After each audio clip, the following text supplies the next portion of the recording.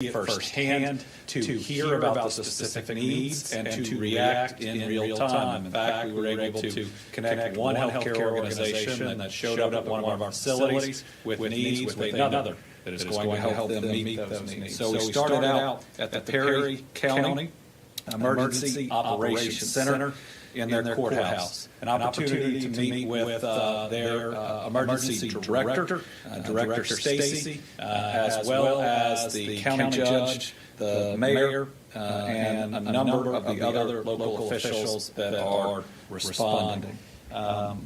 This is right outside of their courthouse. That's Mayor of Hazard. On the far left, a lot of people that are working day and night and greatly appreciate their leadership.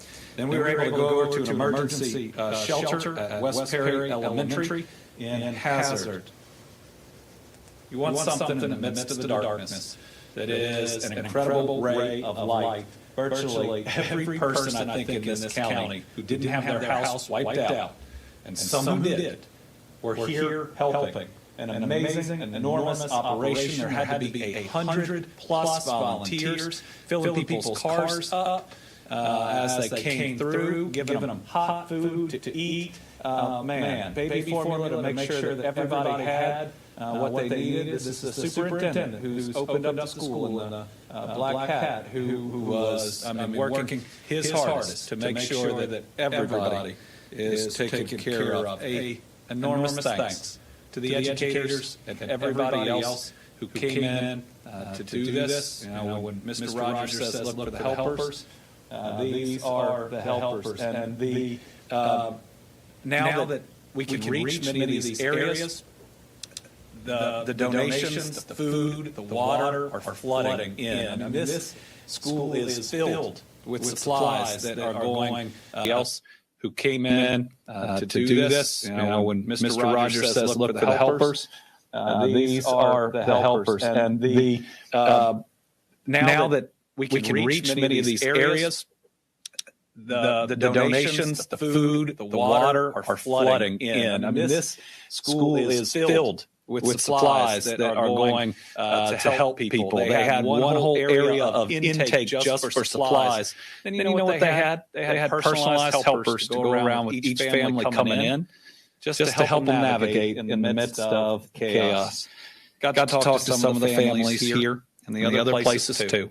They don't have anything. The clothes on their back, but happy to be alive. And grateful for the folks that are helping out. Right before I left, I talked to the principal of one of the elementary schools who was away, was able to get to his house and had to pull his kids out of a second-story window. Again, they feel blessed to be here. They had family members picking up supplies from here. Perry County hit hard. Then we went down to Knott County. It is really hard to describe the devastation there. First, we went to the Knott County Sportsplex, where we had a briefing with local officials, volunteers, and their families. This is just outside. Again, people driving up and getting supplies, but you go inside and mountains of clothes. And I got to tell you, it's tough to watch people sort through clothes, trying to find the size that fits their family members when they have absolutely nothing. But just looking at folks taking down people's information, now they've heard that FEMA's going to offer individual assistance to make sure that nobody gets left behind. This is the judge right next to me. The mayor is in the, I guess that's kind of salmon-colored shirt. You got the state senator and the magistrate that are here as well. Fish and Wildlife. Got a chance to thank them for all those rescues, and they're the ones finding most of the bodies. So make sure they're taking care of themselves. And then we drove down one of the worst hit areas with the judge. And this is a church on the way out that's set up yet another a place where people can get help. Fire department's grilling out right there. Next to it, there are so many supplies inside. They are accepting everything but clothes. They want to make sure that they're getting water, formula, diapers, all the rest. This is Faith in Action. And then there was a Boy Scout troop from Winchester that had just shown up, that they didn't know was coming, that was helping out inside. Then we went down. Then we went down one of the hardest hit areas. It's really hard to describe. I don't know if we have a couple of photos of it, but I mean, houses swept away for miles. They don't know where some parts of people's houses are. Schools, both in Perry and in Knott County, just ruined. And it's going to take millions of dollars to ultimately repair. He drove by and got out of the site where those four kids were swept away. I've had to do a lot of things that are hard as governor, and that was certainly one of the hardest. And then we headed up to Letcher County, where Letcher was one of the hardest areas to get to. And one of the areas where, because people couldn't get to them, they had set up their own emergency operation, again, trying to help people out, a room full of educators and volunteers helping people I know who lost everything and had to strip their entire house and put it on the front. As you look down in this neighborhood, everything is ruined. Every single thing inside the house.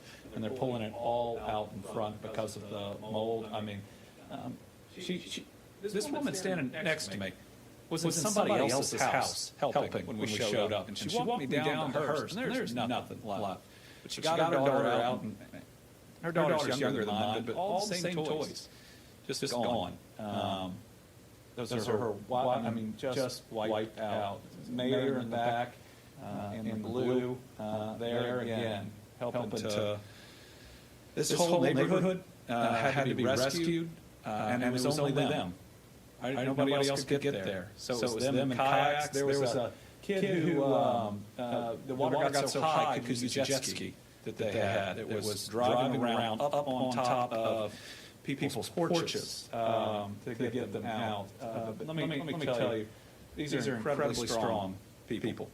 And they were all helping each other out, all up and down the street, even as all the possessions were gone.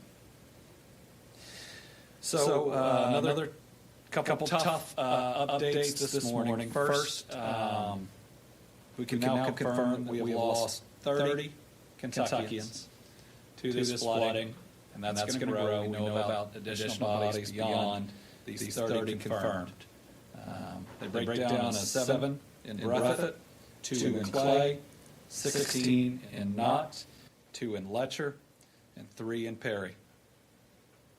If things weren't hard enough on the people of this region, they're getting rain right now. Right now, though it's ending real soon, Floyd, McGoffin, Knott, and Pike have been under a flash flood warning. That is ending soon. But there is severe storm potential today in all of the impacted areas. That is just not right. Most risk is on the northernmost part of the impacted area, but it is very unstable weather, and it could be even up to an inch. Just as concerning, high wind. You think about how saturated the ground has been. It could knock over poles. It could knock over trees. So people need to be careful. And it's even going to get tougher when the rain stops. It's going to get really hot, and we need to make sure people are ultimately stable by that point in time. All right, as of just a few minutes ago, 12,492 people without power. This has been a Herculean effort by those working to restore power. Remember that at one point at the EOC was above 24,000. I actually think we got close to 30,000. The counties with over 1,000 people without power or more: Perry, Letcher, Pike, Breathitt, and Knott. And I know they are working really, really fast.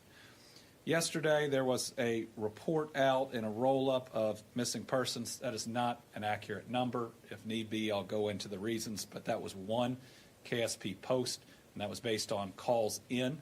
There are hundreds of unaccounted for people minimum, and we just don't have a firm grasp on that. I wish we did. There are a lot of reasons why it's nearly impossible, but I want to make sure that we're not given either false hope or faulty information.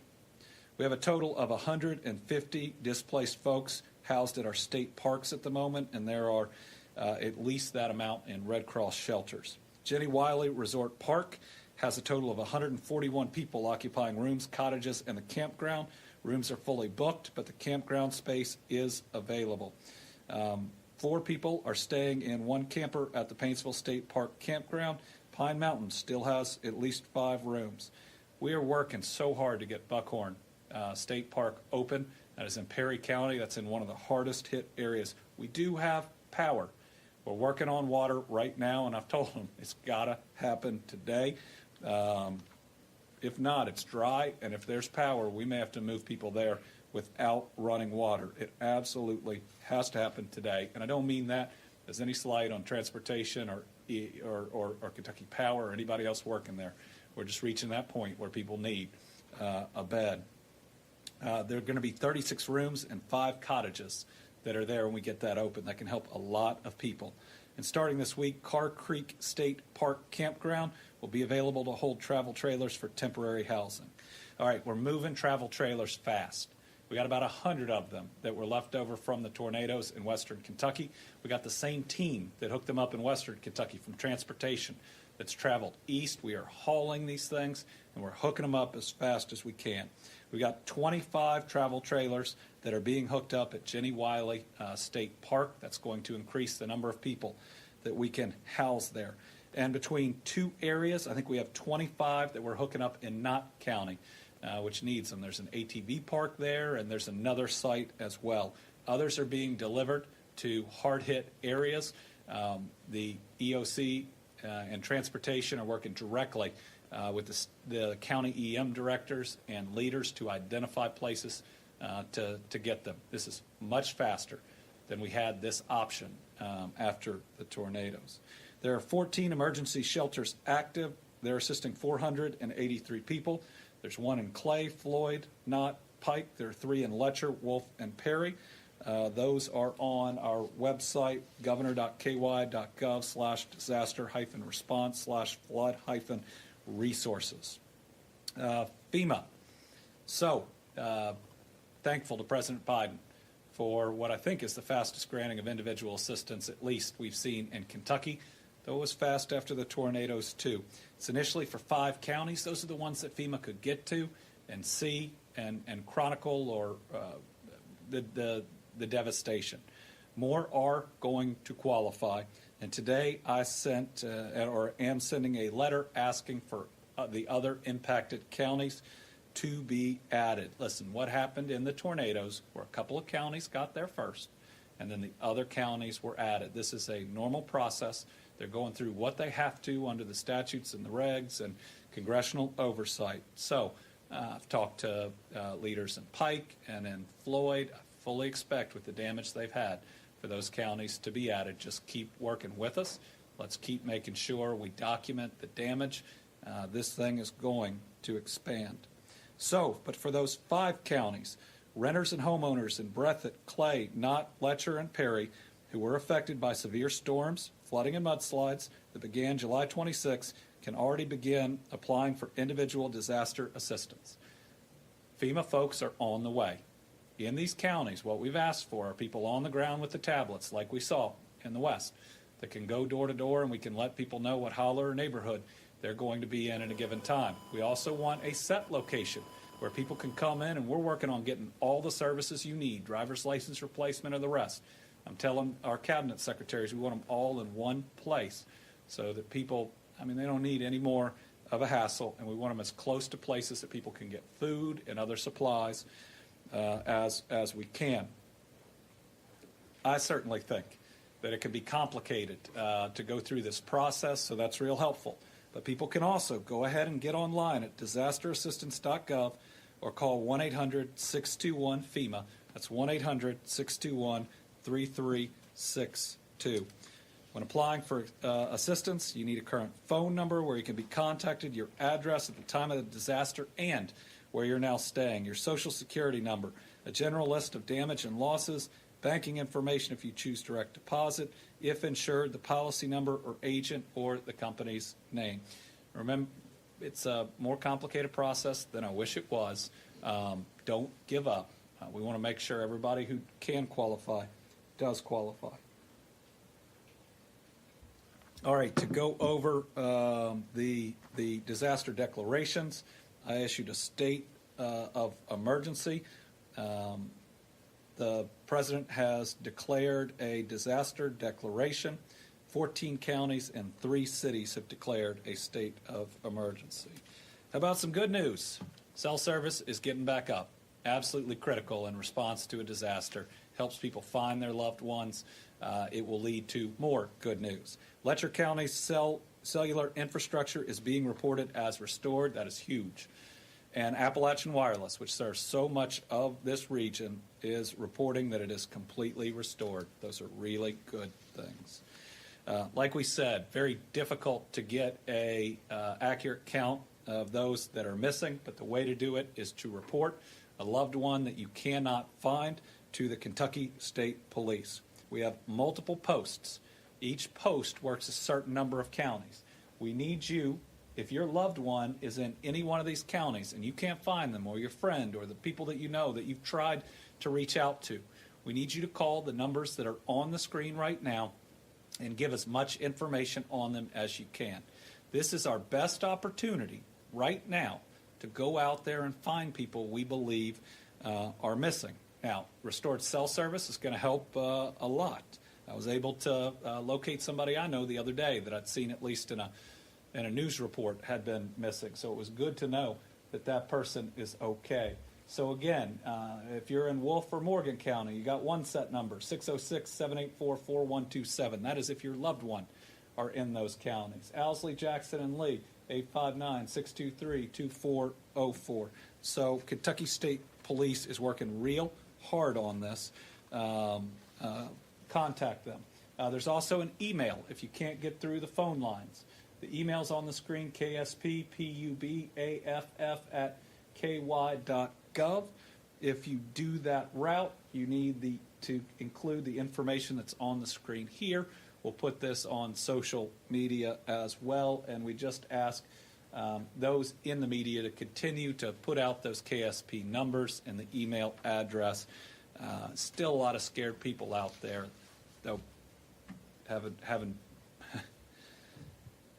been through more disasters than we ever thought was possible. When cell service gets back up, we do see a whole lot of people finding people they love and care about. So looking forward to hearing those stories today. Transportation cabinets, Pikeville Highway District, all state routes are passable. That includes 13 disaster counties, Floyd, Johnson, Knott, Letcher, Martin, Pike. I will say, especially in Knott County, some of the county roads that we're on are eaten up. What water can do to a road is incredible and tough to believe. There is a huge amount of infrastructure that is going to have to be rebuilt. In the Jackson Highway District, that's Breathitt, Magoffin, Owsley, Perry, and Wolfe counties, repairs to roadways, actual repairs, are going to begin today. We're not waiting, we're getting after it. 4 state routes in Perry remain closed or partially closed. There are detours. The lone exception is Kentucky Route 1146, which runs through the Lost Creek area.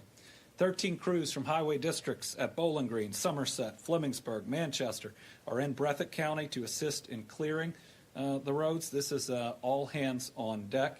Bridge inspections are continuing as inspectors can gain access. So far, 627 bridges in the counties have been inspected, but these are only the public bridges. A lot of these people live on the other side of what we might call a creek or something even larger, and those are private bridges, and they're gone. And it's going to present an enormous challenge in rebuilding. And we don't have the answer to that challenge yet, but it's something that we are all talking about. Inspectors have found 21 bridges with issues that range from being impassable because of debris houses on top of them. And some are totally washed out. We got washed out bridges in Owsley, Breathitt, Floyd, Pike, Perry, Leslie, Letcher, Knott, and Clay counties. They include county bridges as well as state bridges. Transportation, National Guard are taking a ton of supplies, as are folks all over the nation sending supplies. Just remember, we don't need your old clothes. We need water, we need food, we need cleaning supplies. Think about the normal household goods that people have lost, but those are the things that we need. Materials being delivered right now: cots, MREs, travel trailers, also forklifts for warehouse and distribution. Water outages: 25,325 service connections without water, 44,119 under a boiled water advisory, 22 water systems under limited operations due to damage and power outages. All systems are actively making water, filling storage tanks, and pushing out water. Big focus now has to be on identifying leaks, and infrastructure has just totally been wiped away. There are some areas we're not going to be able to get water to probably for months. Wastewater: 17 wastewater systems under limited operations, 2 wastewater plants experiencing bypasses, Fleming Neon, that one's bad, and Wheelwright Utilities as well. 11 systems are experiencing discharges from portions of their system. All right, Kentucky Office of Unemployment Insurance is working to establish a disaster unemployment assistance program that helps people in the short term. They're working with the federal partners to provide disaster unemployment system as quickly as possible to eligible Kentuckians in the 5 counties that have been cleared for individual assistance.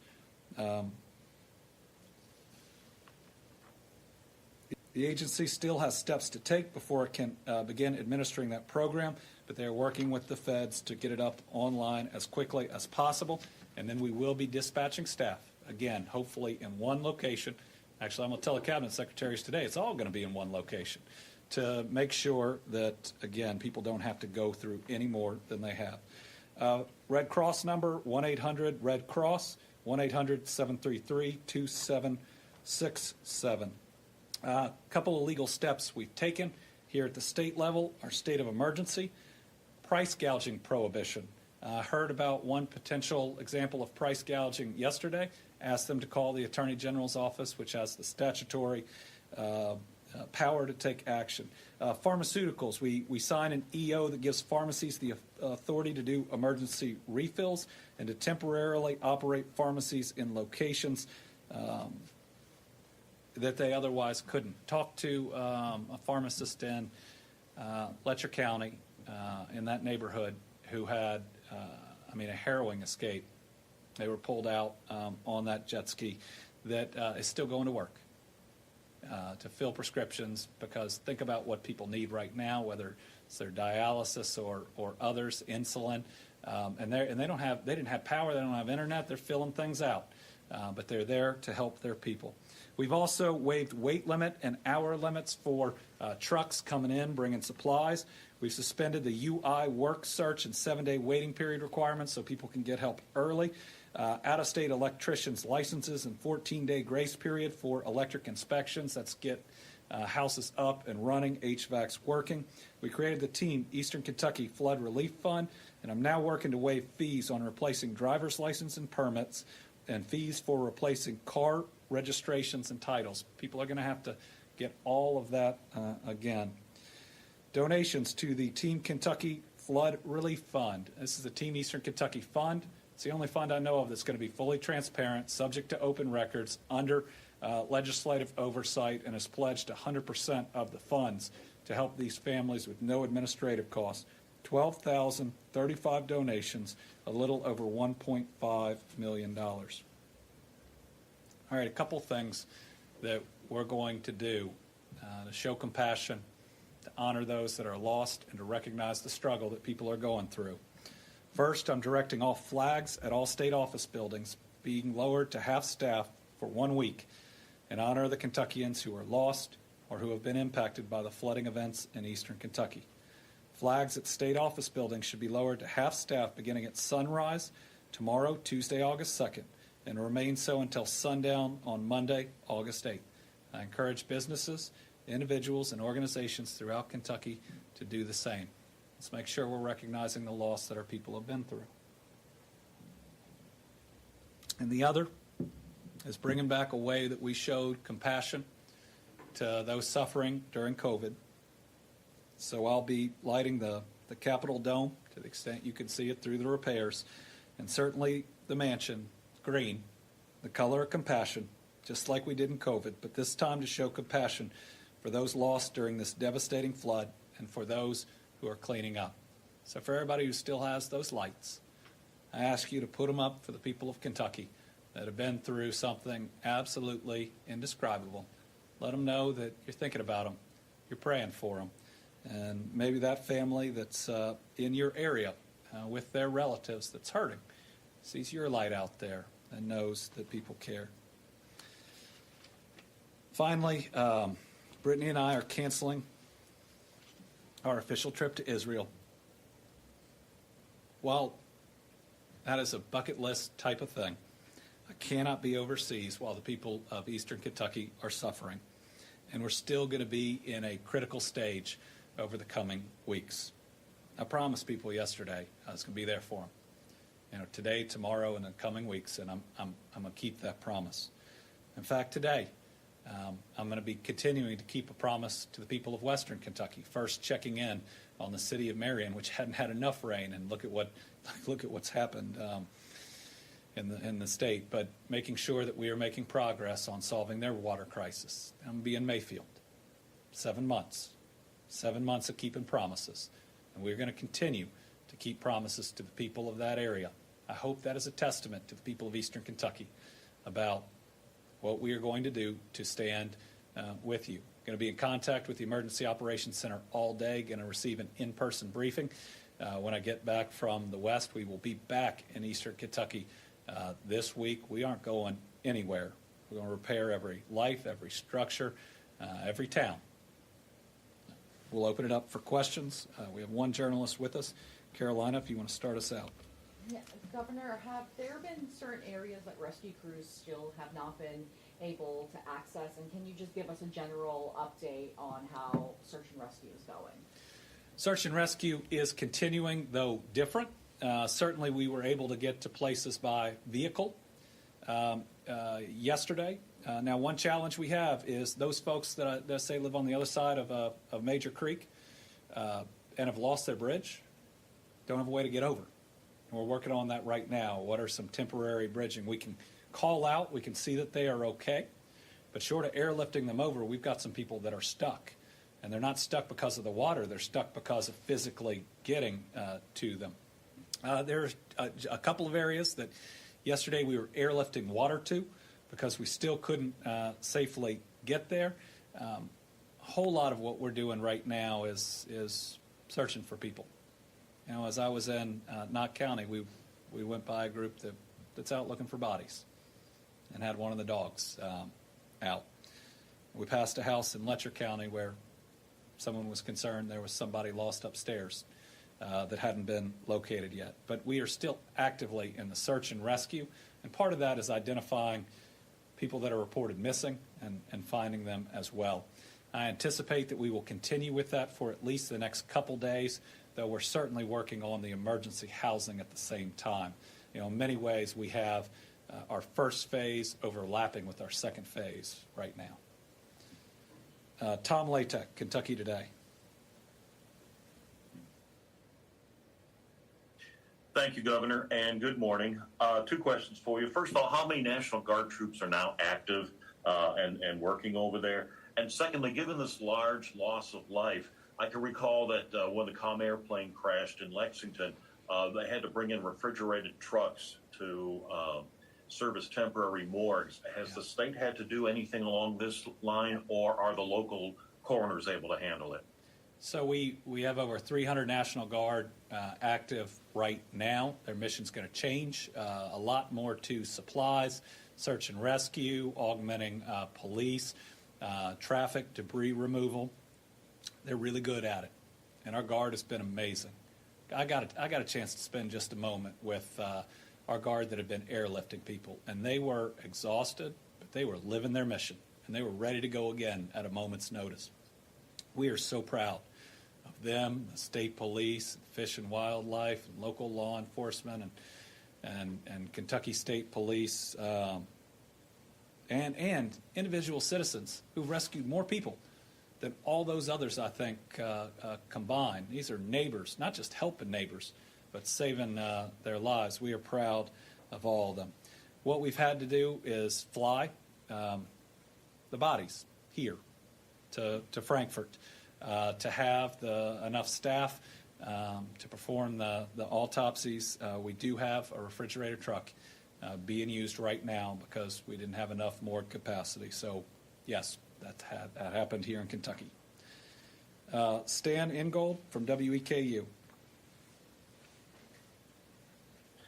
Thank you, Governor. I also have two questions. The first, you mentioned the high temperatures that are coming later this week, and you mentioned the setup of cooling stations. What progress is being made on getting those set up, and what will those provide?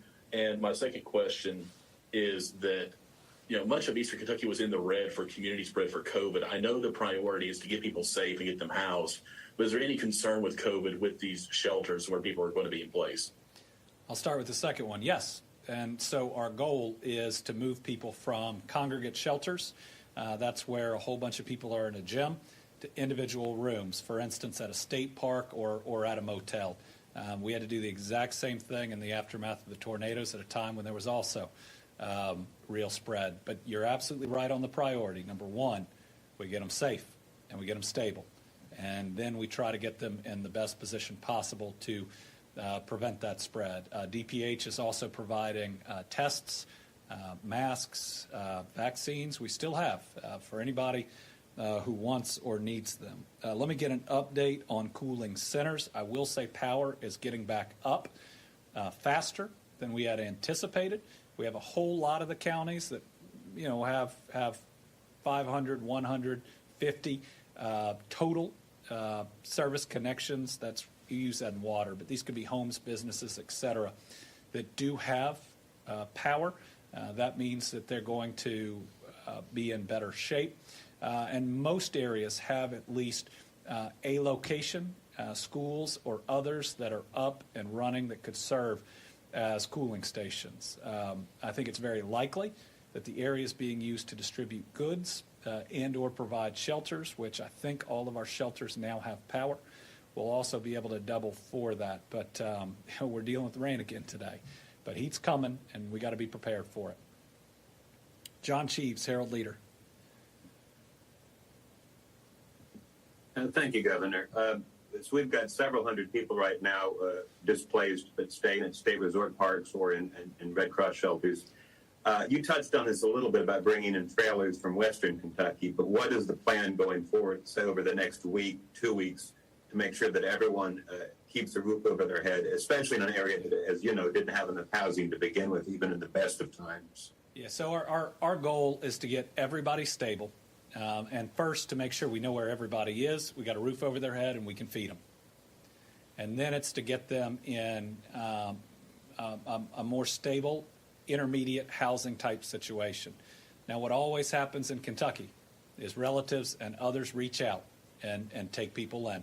And that has always been, even when we're working on all the other options, the number one way that we take care of each other in Kentucky. Now, we ordered 200 trailers for Western Kentucky, which we believed we easily needed, given the number of people out there. But relatives and friends said, come on in, we'll take care of you as long as you need. And that's happening right now. I kept asking people yesterday, you got a place to stay? My brother, my sister, friends down the street, they were looking at other people saying, we're going to be neighbors for the next couple months. But certainly the travel trailers are going to be a really big piece of it. And looking at all the different housing options, but you were right. Fewer housing options than most disasters face. That was the case in the West because the other towns with housing options are so far away. But it's going to be a really important challenge to make sure we don't lose towns. That's very possible in the situation we face. We cannot let that happen. About 100 travel trailers are ultimately going to come from the west to the east. That's before any type of FEMA work as well. A huge issue, though, is going to be that most of these folks don't have flood insurance. It's too expensive. So even if they get the maximum from FEMA, we're going to have a real challenge on the costs of rebuilding. Did have a good conversation with President Stivers, multiple senators and representatives today. I do think they stand ready to help to create something that can at least help cities, counties, and utilities.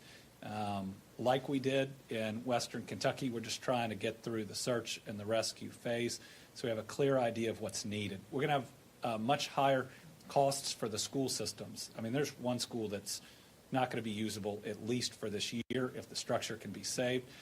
There are a lot more that are going to have millions of dollars of immediate repairs to get up and going. Talked to two amazing superintendents. Talked to three amazing superintendents throughout the day that are already working hard. And what I said is, you do what you got to do. We will find you the money. And we're going to have to get kids that don't have a stable roof over their head in school as quickly as we can and give them the wraparound services that they need. Debbie Yetter? This says maybe. Yeah, it's Debbie. Okay. Good morning, Governor. You mentioned the damage to the school systems and the work that's going to need to be done.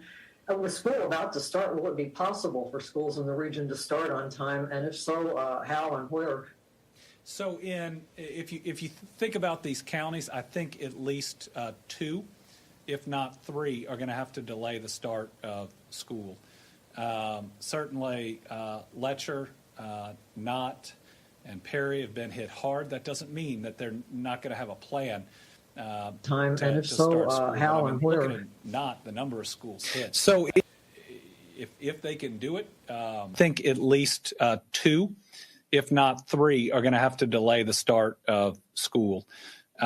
Certainly Letcher, Knott, and Perry have been hit hard. That doesn't mean that they're not going to have a plan to start school. But I mean, looking at Knott, the number of schools hit, if they can do it, it's going to be a pretty incredible feat.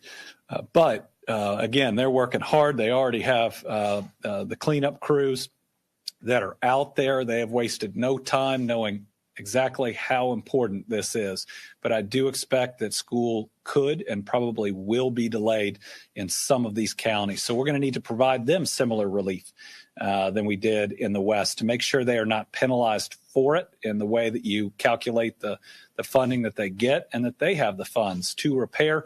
But also, that's the best place to provide these kids the mental health services, the meals, the dental care, and everything else that they need.